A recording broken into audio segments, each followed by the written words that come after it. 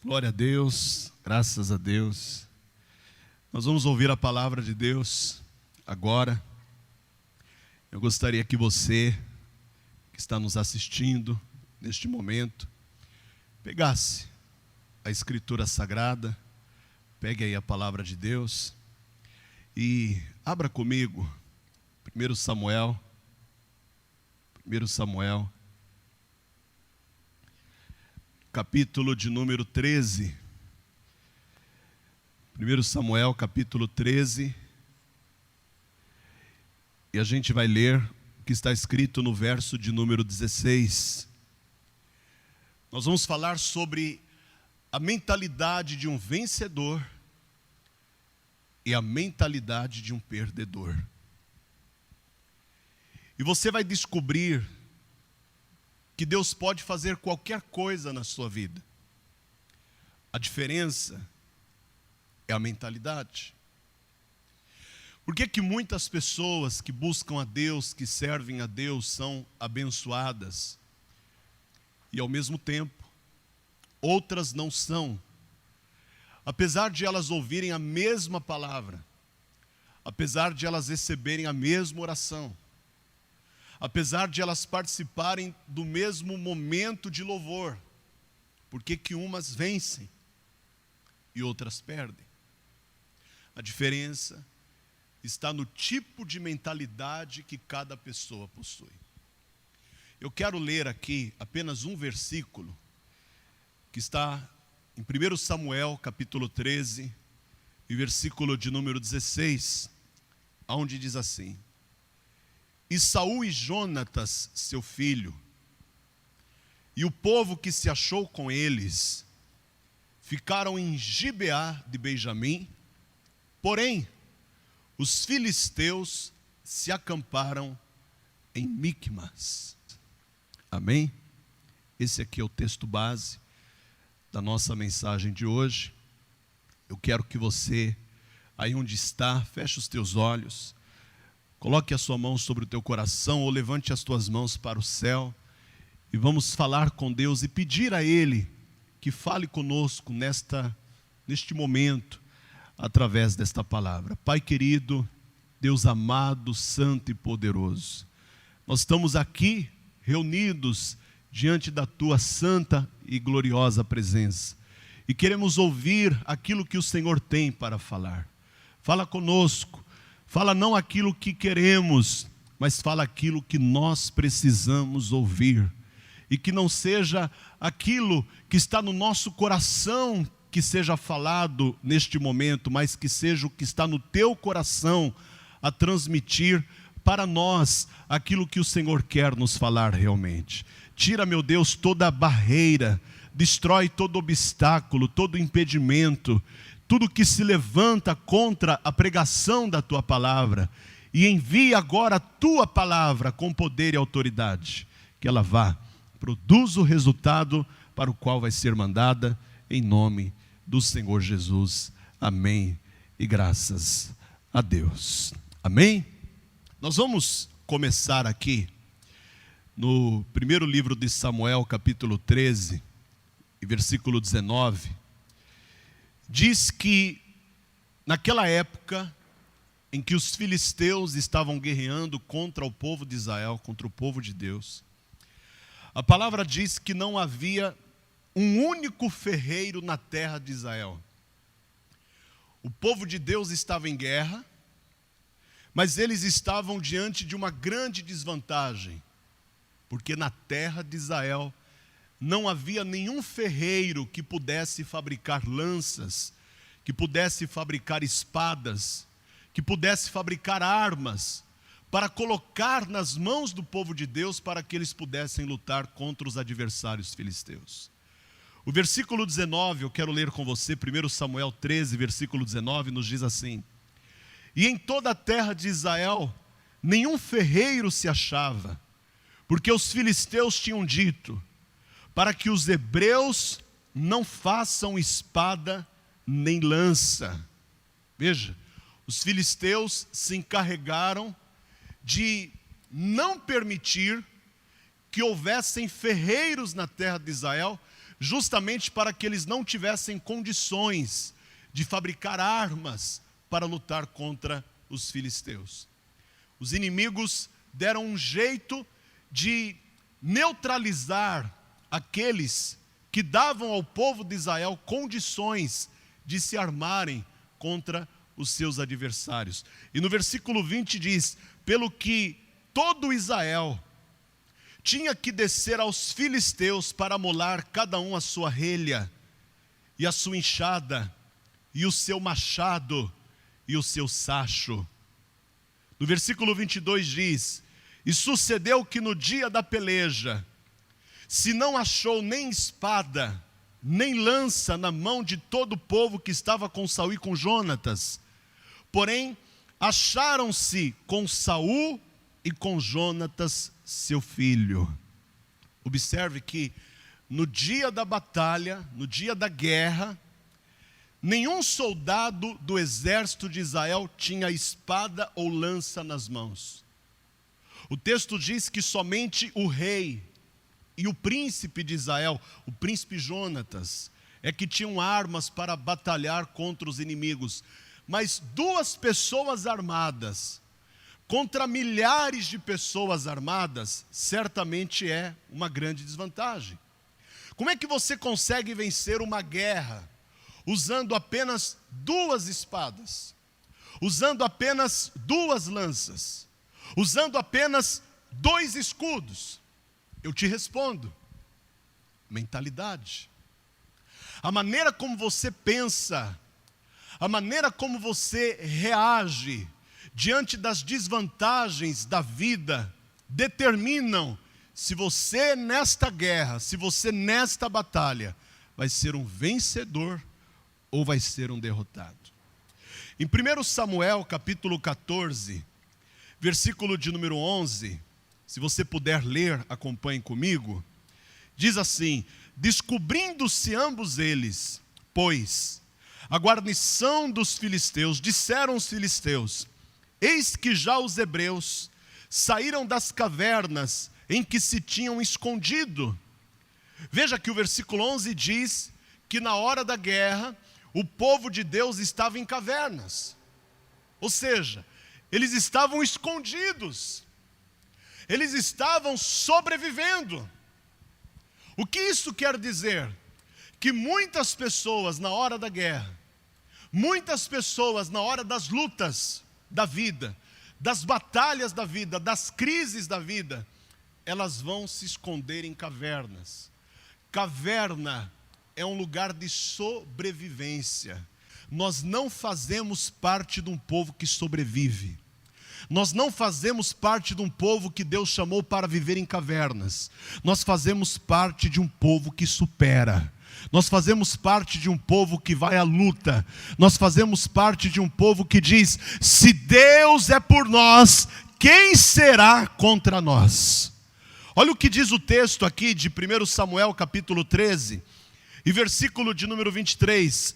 O texto diz: e saiu a guarnição dos filisteus ao caminho de Miquimás. Miquimás era o lugar onde os filisteus estavam acampados para tentar surpreender o povo de Israel que estava desarmado. No versículo 1 do capítulo 14 diz: sucedeu, pois, que um dia disse Jonatas, filho de Saul, ao moço que lhe levava as armas: vem, passemos a guarnição dos filisteus que está lá daquela banda. Porém, não o fez saber a seu pai. Preste atenção. Quando a guerra começa, o príncipe de Israel, o príncipe Jonatas, que havia recebido do rei de Israel, seu pai, Saul, orientação para ficar em casa, para não sair de casa, porque ele não tinha convicção que ele poderia vencer o exército dos filisteus. Então a orientação de Saul, não só para o seu filho, o príncipe Jonatas, mas para todo o povo de Israel, era que todos ficassem em casa. Mas no versículo 1 diz que Jonatas, filho de Saul, disse ao moço que lhe levava as armas, ou ao pajem de armas: vem, passemos a guarnição dos filisteus que está lá daquela banda. Porém não fez saber a seu pai. Deixa eu te dizer uma coisa muito importante, baseado neste versículo que eu acabei de ler com você. As pessoas com quem você se associa, elas podem te levar à vitória, como também elas podem te levar à derrota. Duas pessoas com a mentalidade certa valem mais do que milhões de pessoas indecisas. Pastor, mas por que o Senhor está dizendo isso? Eu vou te dar um exemplo. Lá no livro de Números, capítulo 13, você lê que Moisés envia 12 espias para ver se a terra que estava diante deles era verdadeiramente a terra que manava leite e mel, aquela terra que Deus havia prometido. Eles vão, os 12 espias vão. Quando aqueles homens chegam lá na terra que Moisés mandou eles espiarem, eles constatam que haviam moradores que tinham praticamente tomado posse de todo aquele território que Deus havia prometido para o seu povo. No capítulo 13 do livro de Números, se você estiver com a palavra de Deus em mãos, leia comigo qual foi o relatório que aqueles 12 espias deram para Moisés, para Arão e para toda a congregação de Israel depois de terem voltado de espiar a terra ao fim de 40 dias. Versículo 25 de Números 13 diz: E voltaram de espiar a terra ao fim de 40 dias, e caminharam, e vieram a Moisés e Arão e a toda a congregação dos filhos de Israel no deserto de Parã a Cádiz. E tornando, deram-lhes conta a eles e a toda a congregação, e mostraram-lhes o fruto da terra. E contaram-lhe e disseram: Fomos à terra que nos enviaste, e verdadeiramente mana leite e mel, e este é o fruto. O povo, porém, que habita nessa terra é poderoso, e as cidades fortes e muito grandes, e também ali vimos os filhos de Anak. Os amalequitas habitam na terra do sul, os heteus, os jebuseus, os amorreus habitam na montanha, e os cananeus habitam ao pé do mar e pela ribeira do Jordão. Olha só o relatório que eles trouxeram para Moisés, para Arão e para toda a congregação dos filhos de Israel. Eles disseram: a terra é boa, a terra é larga, e verdadeiramente mana leite e mel, e está aqui o fruto. Eles trouxeram um cacho de uvas gigantesco num varapaus, e mostraram para todo o povo que verdadeiramente aquela terra que estava diante deles era a terra que Deus havia prometido àquele povo que estava ali ansioso para se tornar definitivamente uma nação, porque eles estavam cansados de serem apenas peregrinos. Eles estavam cansados de ficarem caminhando sem ter um rumo definido. Eles queriam se tornar uma nação, eles queriam um lugar deles.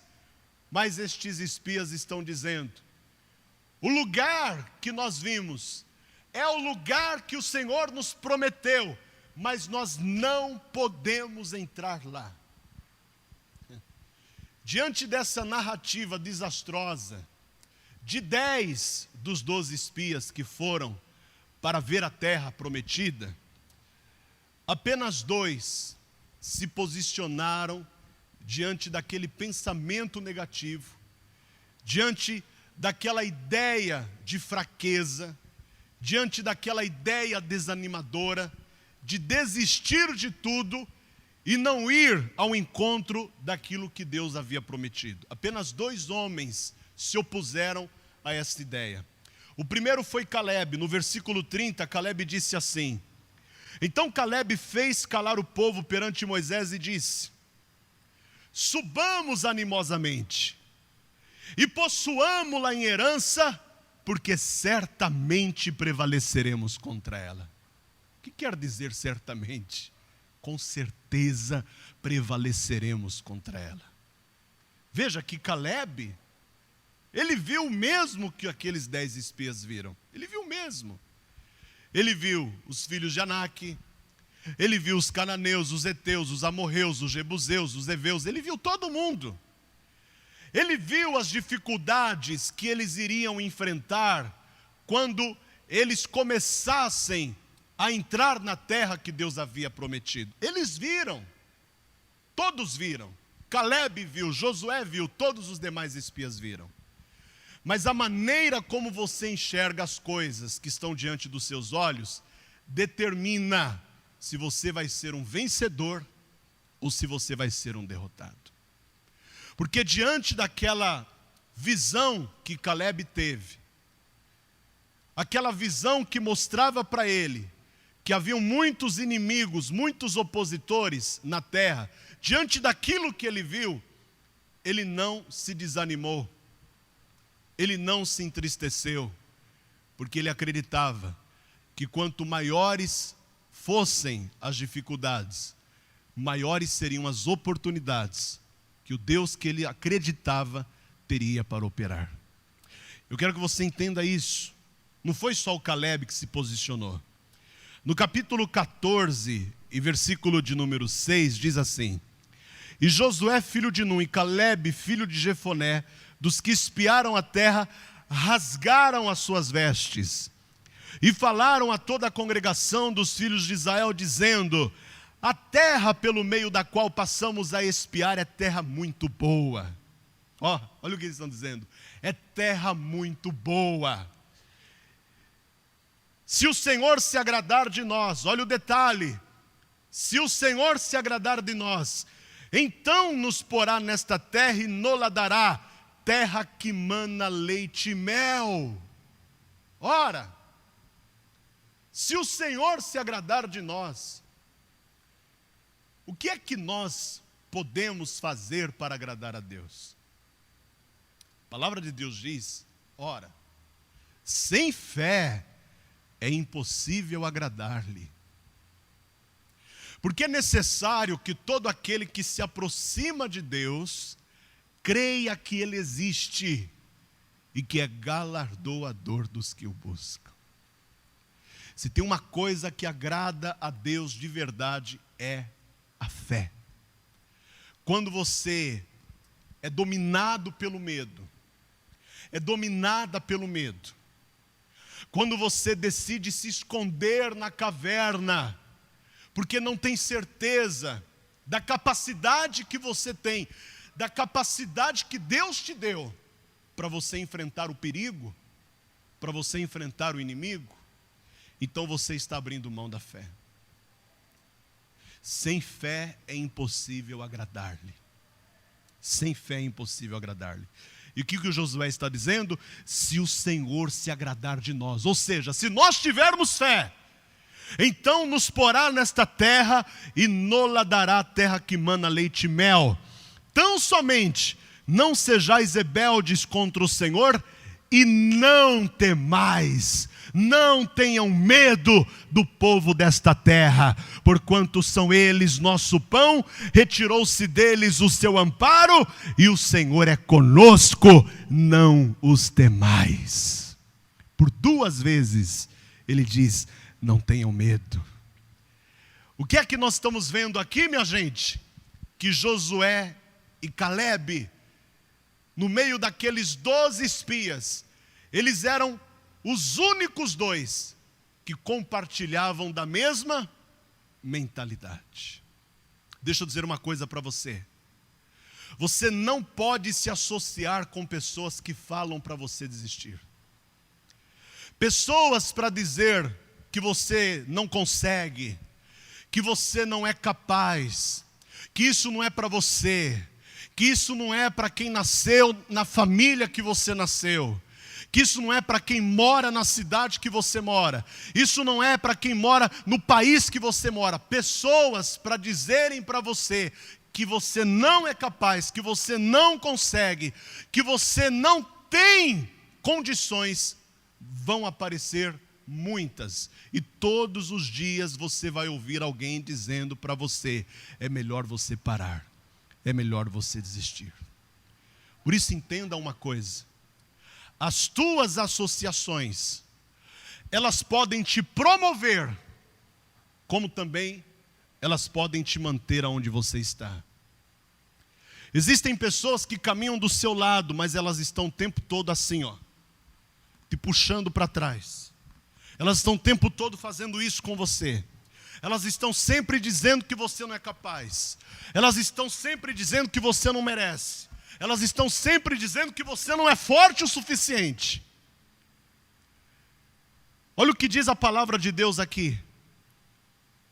Por que que estes homens que estão ali no meio dos 12 estão dizendo para Moisés, para Arão e para a congregação que eles têm que desistir? Não, não podemos entrar nesta terra, porque os inimigos que estão lá são maiores e mais fortes do que nós.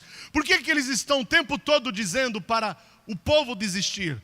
Porque eles não tinham certeza de que a mão de Deus estava sobre eles.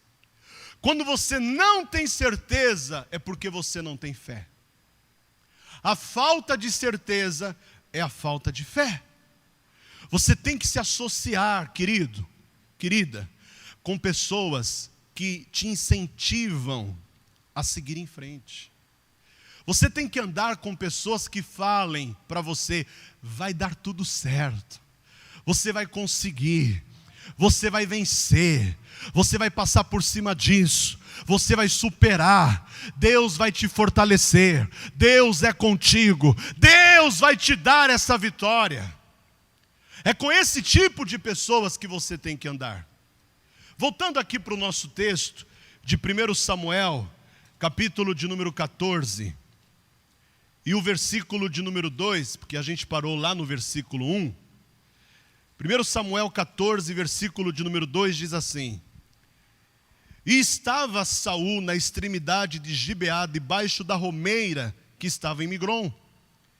E o povo que havia com ele eram uns 600 homens. No versículo 4 diz: e nas passagens pelas quais Jonatas procurava passar a guarnição dos filisteus, desta banda havia uma penha aguda, e da outra banda uma penha aguda. E era o nome de uma Bozés, e o nome da outra Sené. No versículo 6 diz: disse, pois, Jonatas ao moço que lhe levava as armas: vem, passemos a guarnição destes incircuncisos, porventura operará o Senhor por nós, porque para com o Senhor nenhum impedimento há de livrar com muitos ou com poucos. Olha o que Jonatas está dizendo. Porque para com o Senhor nenhum impedimento há de livrar com muitos ou com poucos. Para Deus não faz diferença se nós somos a maioria ou se nós somos a minoria. Para Deus não faz diferença. Entenda isso. Veja o que está escrito nos Salmos de número 23. E eu quero até que você abra. Embora você diga assim: mas eu já sei o que está escrito lá nos Salmos de número 23. Eu já cansei de ler os Salmos de número 23. Essa página está até amarela de tanto que eu leio. Mas leia só um versículo lá dos Salmos de número 23, que está no versículo 6. Eu quero que você leia só o versículo 6. Salmos 23, versículo 6 diz assim, ó. Olha o que o Senhor diz: certamente, olha o que Davi está dizendo: certamente que a bondade e a misericórdia me seguirão todos os dias da minha vida, e habitarei na casa do Senhor por longos dias. Ora, você não entendeu? Certamente, o que quer dizer certamente? Com certeza. Com certeza, a bondade e a misericórdia me seguirão todos os dias da minha vida, e habitarei na casa do meu Deus por longos dias. Preste atenção. Deus colocou 2 seguranças para trabalharem em nosso favor. O nome do primeiro segurança: bondade. Vem cá, bondade. Venha cá. Corra aqui, bondade. O nome fica aqui na frente, ó. Fica aqui na frente. O nome do primeiro segurança, bondade. Esse é o nome do primeiro. O nome do segundo, segurança, misericórdia. Vocês estão vendo aí? Esse aqui é o bondade, é o primeiro segurança. E esse aqui é o misericórdia, é o segundo segurança. Foram estes dois seguranças que Deus nomeou para te protegerem de todo o mal todos os dias, aonde você vai. Não importa onde você esteja. Bondade e misericórdia receberam ordem do Senhor. Quer dizer que eu estou guardado, eu estou protegido, em qualquer lugar por onde eu ando, quando bondade e misericórdia estão me seguindo. Amém? Mesmo muitas pessoas sabendo disso, elas andam cabisbaixas. Mas eu quero que você entenda uma coisa. Eu sou você. Eu sou você. Aqui eu estou saindo de casa como você. Quando eu saio de casa, bondade vem comigo. Misericórdia vem comigo. Vocês entenderam? Quando eu volto para minha casa, bondade volta comigo. Misericórdia volta comigo. Significa que aonde eu for, por onde eu passar, obrigado, e aonde eu estiver, bondade e misericórdia estão me seguindo. Mal nenhum me sucederá. Praga alguma chegará à minha tenda. Você está compreendendo isso? Deixa eu voltar aqui para cima. Mas eu quero que você, ainda com a escritura aberta, acompanhe comigo o texto do primeiro livro de Samuel. Primeiro livro de Samuel, capítulo 14. Volte lá para 1 Samuel, capítulo 14, e versículo de número 7. Então, o seu pajem de armas lhe disse: faze tudo o que tens no teu coração. Volta, eis-me aqui contigo, conforme o teu coração. Veja que o escudeiro de Jonatas disse assim: faz o que está no teu coração. Por que ele disse isso? Porque o escudeiro de Jonatas sabia que Jonatas tinha a mentalidade de um vencedor. E ele sabia que um vencedor não retrocede. Um vencedor, ele vai adiante. Jonatas era um homem que tinha assumido as rédeas da sua vida. O pai dizia para ele ficar em casa, e ele dizia: não, eu vou para a guerra, porque eu preciso conquistar aquilo que Deus nos prometeu. Escute, meu querido, escute, minha querida. Quando é que você vai assumir as rédeas da sua vida? Quando é que você vai tomar a direção que Deus te deu e parar de ficar ouvindo aqueles que falam para você voltar atrás? No capítulo 14, versículo 8 diz assim: disse, pois, Jonatas: eis que passaremos aqueles homens e nos descobriremos a ele. Olha o que Jonatas está dizendo. Eis que passaremos aqueles homens e nos descobriremos a ele. O povo queria ficar escondido. O povo queria ficar nas cavernas. O povo queria ficar em casa. Mas Jonatas dizia: deixe o inimigo nos ver. Entendeu? Toda vez que você decide se esconder, o inimigo ganha espaço. Você pode ser uma pessoa que tem muitos problemas, mas quando você decide ficar em casa dizendo: eu não vou à igreja, eu estou chateado, eu não estou bem. Quando você pensa em dar um tempo, então o inimigo olha para você e ele manda um WhatsApp lá para os demônios, dizendo assim: ele está quase sendo derrotado. Ela está quase sendo derrotada. Agora, quando você tem todos os motivos naturais para ficar em casa, para não vir à casa de Deus, para não buscar a Deus, para não buscar na palavra de Deus as respostas que você precisa, mas mesmo assim, você ora, você busca, você vai para a casa de Deus, você clama pelo nome do Senhor, então o diabo olha para você, entrando na casa de Deus. O diabo olha para você, entrando na presença de Deus em oração. Aí ele manda um outro WhatsApp lá para os demônios dizendo: corram, porque agora ele está lavado e remido pelo sangue de Jesus, e nós não temos mais poder algum contra ele. Você compreendeu? É assim que acontece. Agora o interessante, queridos, é que o diabo ele tem estratégias diversificadas para tentar parar o homem de Deus e a mulher de Deus. Eu vou te dar um exemplo. Quando Moisés foi até Faraó, para dizer a Faraó que deixasse o povo de Deus sair do Egito, você lembra quais foram as propostas que Faraó fez para Moisés? Se você não lembra, eu quero refrescar a tua memória. A primeira proposta de Faraó foi a seguinte: vão, mas não vão tão longe. Presta atenção. Faraó disse para Moisés: tá bom, vocês podem ir, mas não vão tão longe, e fiquem na terra do Egito. Não saiam do território egípcio. Vão, mas não vão tão longe. Ou seja, vocês podem ir, desde que vocês fiquem aonde os meus olhos podem te ver. Você entendeu? Vão, mas fiquem aonde os meus olhos possam ver vocês. Ou seja, não saiam do meu campo de visão. Eu quero continuar sabendo o que vocês estão fazendo. Essa foi a primeira proposta de Faraó, que evidentemente você sabe, Moisés não aceitou.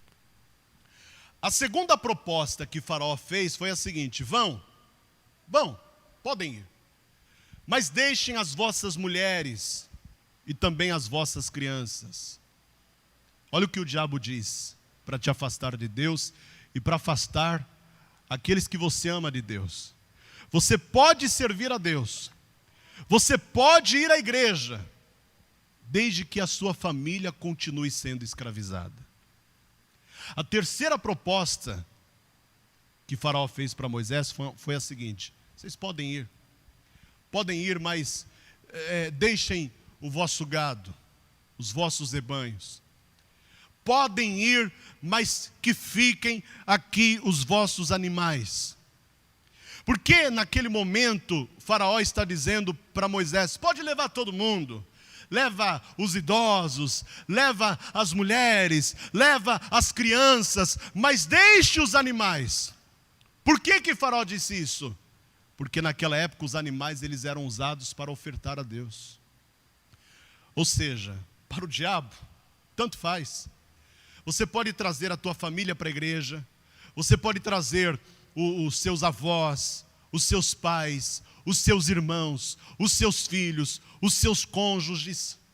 Você pode trazer o seu cônjuge, pode trazer todo mundo da sua família para a igreja, primo, prima, tio, tia, nora, genro, cunhado, cunhada, neto, neta, sobrinho, sobrinha, pode trazer todo mundo para a igreja, desde que você deixe a oferta do lado de fora, desde que você não oferte a Deus, desde que você não adore a Ele com aquilo que você tem.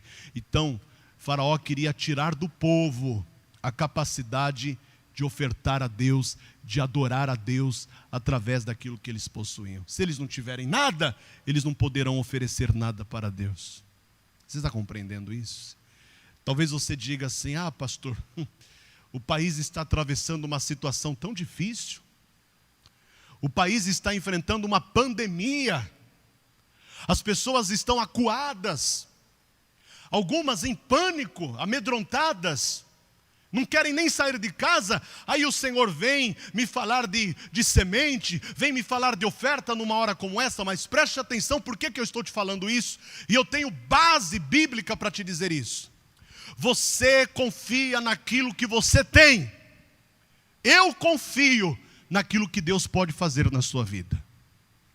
Você pode estar acuado, você pode estar acuada, você pode estar oprimido, oprimida, desanimado, desanimada, mas isso não quer dizer que Deus não esteja trabalhando na sua vida, que Deus não esteja operando em teu favor, ainda que você não veja, porque Ele opera no invisível, mas Deus está trabalhando em teu favor. Amados, a vida está cheia de pessoas para dizer que você não pode. Quando eu li para você o capítulo 14 de 1 Samuel e versículo 1, diz que Jonatas, filho de Saul, chamou o seu moço e disse: vem, passemos a guarnição dos filisteus que está lá daquela banda. Porém não o fez saber a seu pai.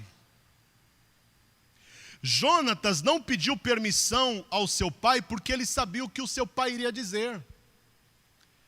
Saul iria dizer para Jonatas: Jonatas, meu filho, você não pode ir, você vai morrer. Você não pode sair de casa, você vai morrer. Era isso que Saul iria dizer para o Jonatas, seu filho. Por isso que o Jonatas não disse nada para o pai. Se eu falar isso para o meu pai não vai me entender. Sabe por quê? Porque o meu pai não tem a mesma mentalidade que eu. A mentalidade do meu pai é a mentalidade de um perdedor. A mentalidade que Deus me deu é a mentalidade de um vencedor. Então, qual é a diferença entre a mentalidade do perdedor e a mentalidade do vencedor? O perdedor está sempre dizendo: não é possível, não vai dar, eu não vou conseguir, isso não é para mim. O vencedor, ele está sempre com as duas mãos levantadas dizendo: posso todas as coisas naquele que me fortalece. O vencedor está o tempo todo dizendo: se Deus é por nós, quem será contra nós? Para a gente terminar, em 1 Samuel 14, versículo 21, diz que alguns hebreus se uniram aos filisteus porque eles não estavam enxergando o favor de Deus na vida deles. Sabe aquela história? Se não pode com eles, junte-se a eles. Foi isso que eles fizeram. Olha o que diz aqui, capítulo 14, versículo 21. Também com os filisteus havia hebreus como dantes, que subiram com eles ao arraial em redor, e também estes se ajuntaram com os israelitas que estavam com Saul e Jonatas. Que coisa! Você não tem que se preocupar como você irá começar, e sim como você irá terminar. A palavra de Deus diz que melhor é o fim das coisas do que o princípio delas. Deus tem uma promessa para a sua vida, e é debaixo desta promessa que você vai vencer. É debaixo desta promessa que você vai superar. É debaixo desta promessa que você vai conseguir alcançar todos os teus objetivos. É debaixo desta promessa que a sua vida vai mudar. É debaixo desta promessa que todas as coisas que estão aparentemente perdidas serão solucionadas na sua vida em nome de Jesus. Eu vou ler para você essa promessa e eu vou terminar aqui. Eu vou continuar esta mensagem na sexta-feira. Então, sexta-feira, dia 27, eu vou continuar esta mensagem. Eu vou continuar falando sobre a importância de você ter a mentalidade certa, de você não ficar indo pela cabeça dos outros, de você não ficar acreditando em tudo que os outros falam por aí. Porque quem tem a mentalidade de um vencedor, não recua na hora da guerra, pega a espada, e no nosso caso, a espada é a palavra de Deus. Usa a espada, usa a palavra de Deus, e enfrenta o inimigo, enfrenta o adversário. Qual é o nome do teu adversário? O nome do teu adversário não é filisteu, evidentemente, mas o nome do seu adversário pode ser o desemprego. O nome do seu adversário pode ser a doença. O nome do seu adversário pode ser desânimo, tristeza. De repente, o nome do seu adversário é coronavírus. O nome do seu adversário é tuberculose. O nome do seu adversário é pneumonia. Eu não sei qual é o nome do teu adversário. Mas quem tem a mentalidade de um vencedor não foge. Quem tem a mentalidade de um vencedor, enfrenta, sabendo que maior é o que está nele do que aquilo que está no mundo. Então olha o que diz em Sofonias, para a gente terminar essa primeira parte desta mensagem.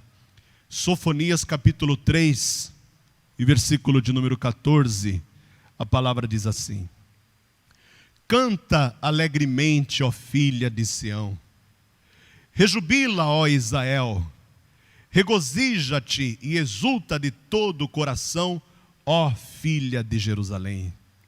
O Senhor afastou os teus juízos, exterminou o teu inimigo. O Senhor, o Rei de Israel, está no meio de ti. Tu não verás mais mal algum. Naquele dia se dirá a Jerusalém: não temas, ó Sião, não se enfraqueçam as tuas mãos. O Senhor teu Deus está no meio de ti, poderoso para te salvar. Ele se deleitará em ti com alegria, calar-se-á por seu amor, regozijar-se-á em ti com júbilo.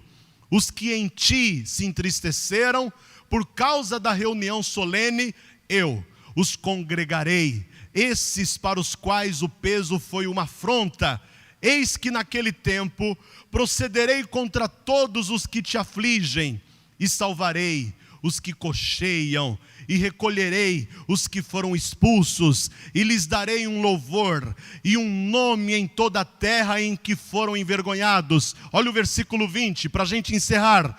Naquele tempo vos trarei, naquele tempo vos recolherei, certamente vos darei um nome e um louvor entre todos os povos da terra, quando reconduzir os vossos cativos diante dos vossos olhos, diz o Senhor.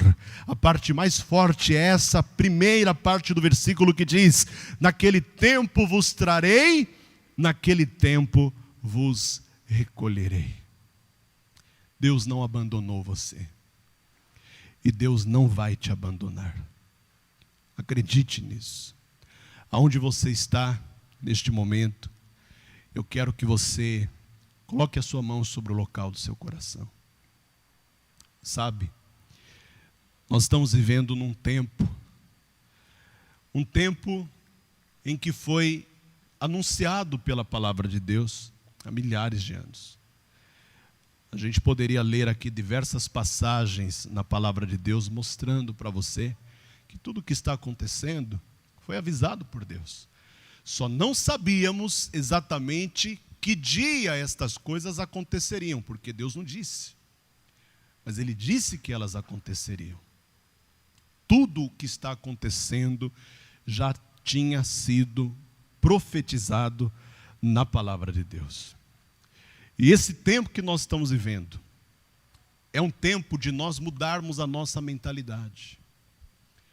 É um tempo de nós pararmos de pensar como perdedores, como derrotados, sabe? Começar a pensar como vencedores. Os que pensam como vencedores são aqueles que têm relacionamento com Deus. Os que pensam como vencedores são aqueles que têm vida com Deus. Eu tenho assistido e ouvido muitas críticas contrárias às pessoas que têm um posicionamento positivo diante desta época que nós estamos vivendo. E estas pessoas que fazem esses tipos de comentários com relação aos que têm um pensamento positivo, eu até as entendo, porque elas não possuem a fé que muitos de nós possuímos. A palavra de Deus diz que a pregação da cruz é loucura para os que se perdem, mas para nós que cremos, é a manifestação do poder de Deus. Ora, eu respeito a opinião alheia, mas eu não sou obrigado a concordar com ela, mas eu sou obrigado a respeitá-la. Então você que não tem fé, por favor, não critique aquele que tem fé, porque a palavra de Deus, que é o nosso manual de fé e de verdade, nos ensina isso. Sem fé é impossível agradar-lhe. A mesma palavra que ensina isso também diz: o justo viverá pela fé. Mas se ele recuar, olha o que a palavra de Deus me ensina, mas se ele recuar, a minha alma não tem prazer nele, disse Deus. Queridos, nós não somos daqueles que se retiram para a perdição, mas aqueles que caminham para a conservação da alma. Escute isso. O que eu estou te dizendo não é loucura. Isso se chama fé. Se chama fé. Se você ainda não entregou a sua vida para Jesus, se você ainda não se rendeu a Cristo, é tempo, é momento para você fazer isso. Nós não sabemos o que vai acontecer daqui para frente. Tudo indica que isso é uma pré-tribulação. Ainda não é a grande tribulação. Porque fatos que ocorrerão durante a grande tribulação não estão ocorrendo em totalidade neste momento que nós estamos vivendo. Você conhece um pouquinho da palavra de Deus, sabe muito bem disso. Mas nós estamos vivendo uma pré-tribulação. Ou seja, Deus está avisando a humanidade que se ela não se converter, que se ela não se arrepender, coisas terríveis e piores irão acontecer. Então é tempo de se voltar para Deus. Você que está me assistindo agora e quer entregar a sua vida para Jesus, eu vou pedir para você, se tiver condições de fazer isso, se ajoelhe aí. Se ajoelhe aí onde você está. Se ajoelhe neste momento. Deixa aí o seu smartphone ligado. Se você está assistindo através do monitor de um computador, se ajoelhe aí na frente do monitor do seu computador. De repente você está assistindo direto na televisão, porque esta mensagem também está sendo transmitida via YouTube. Muitas televisões smart têm acesso direto ao YouTube. Se ajoelhe aí, coloque a sua mão sobre o local do seu coração. E eu quero que você repita comigo esta oração: meu Deus e meu Pai, muito obrigado por ter me permitido, mesmo nesta situação em que o país se encontra, ouvir a sua palavra e entender que é o momento de mudar a minha mentalidade, de pensar como o Senhor pensa, de agir como o Senhor age.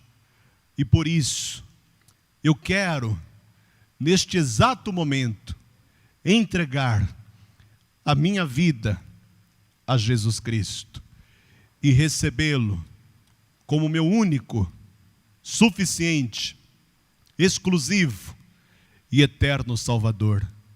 E pedir que o meu nome seja, neste momento, registrado no livro da vida, para que quando o Senhor voltar, eu possa ouvir a sua doce voz, me dizendo: vinde a mim, bendito do meu Pai, e possuí por herança o reino que eu lhe preparei desde a fundação deste mundo.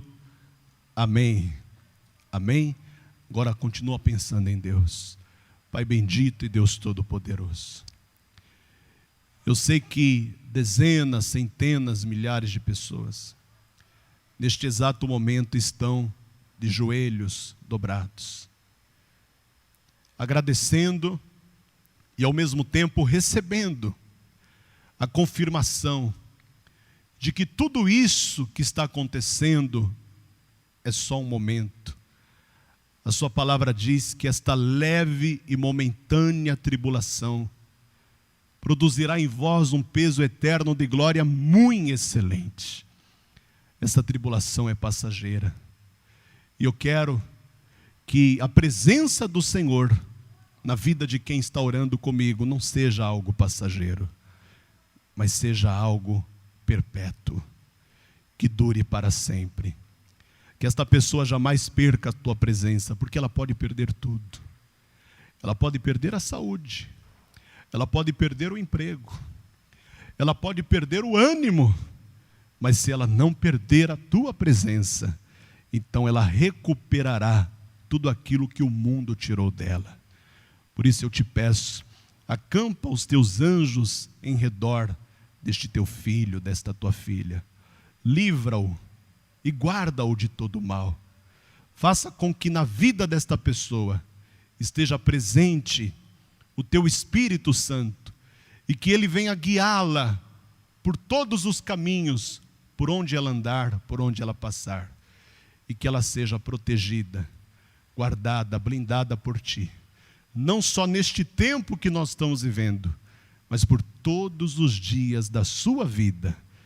É o que nós te pedimos e também lhe agradecemos. No nome santo e poderoso de Jesus, amém e graças a Deus. Amém? Que Deus abençoe a sua vida, que Deus abençoe a sua família e até a nossa próxima mensagem, que será na sexta-feira, dia 27. Deus abençoe.